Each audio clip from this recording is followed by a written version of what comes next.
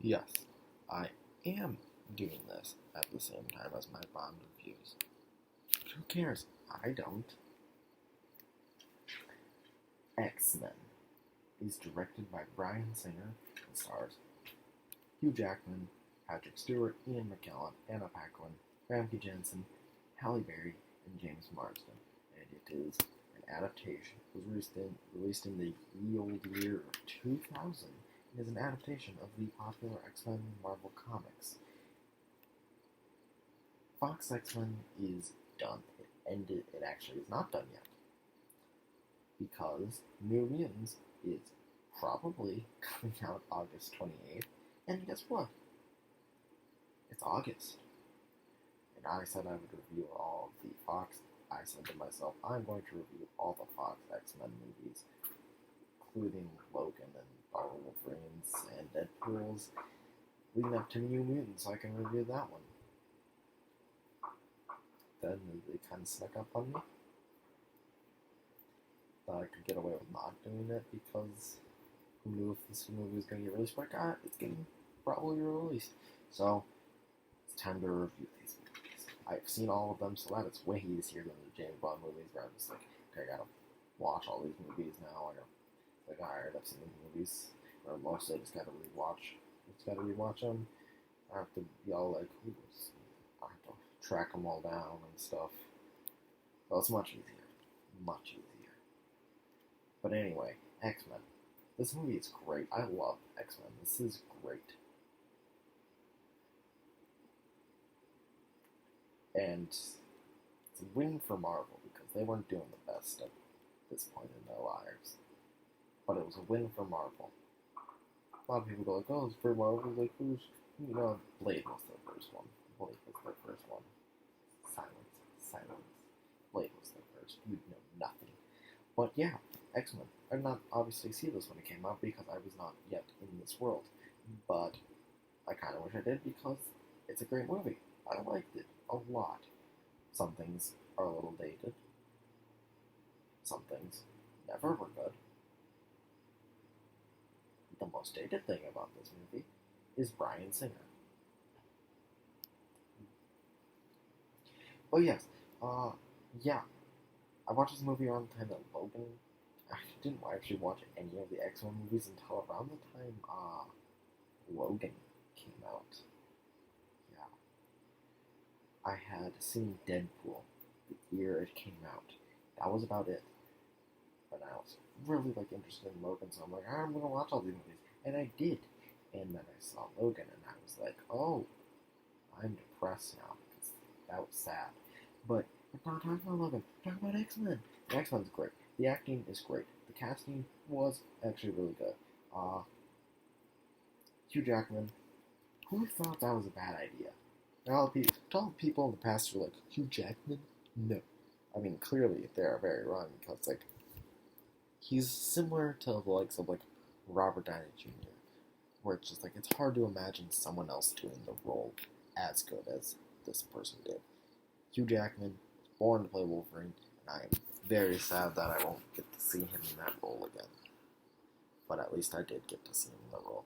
He was great. I loved him in it. It was amazing. So yeah, thank you for being great. Obviously, Sir Patrick Stewart and Sir Ian McKellen, amazing in their roles. They brought so much livelihood to these two roles.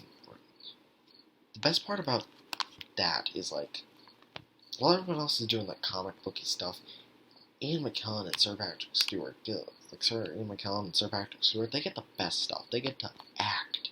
They get to act in this movie. Yeah, everyone else is doing their comic book powers, and even Magneto has those moments in this movie. But really, the people acting are Patrick Stewart and Ian McKellen. They get whenever they're on screen together, whenever they're doing anything, they're acting. They're not just doing powers and CGI. They are acting, and it is amazing. I love seeing professional actors do roles like this, where it's you see such a respected actor do a genre film and then rock it, and I love it. It's amazing. Take comic book movies seriously. Take horror movies seriously. Take stuff seriously. But yes, they are amazing. I think the X-Men should have gotten more screen time. I think there seems to be just like not focused on enough in this movie, and it's a bummer. Like they clearly only really focused on like Wolverine and Rogue, and that was about it. And it's like you need to focus on more of them. This is X-Men, not Wolverine and Rogue. That being said, I like Rogue. Really liked her. I thought she was really interesting.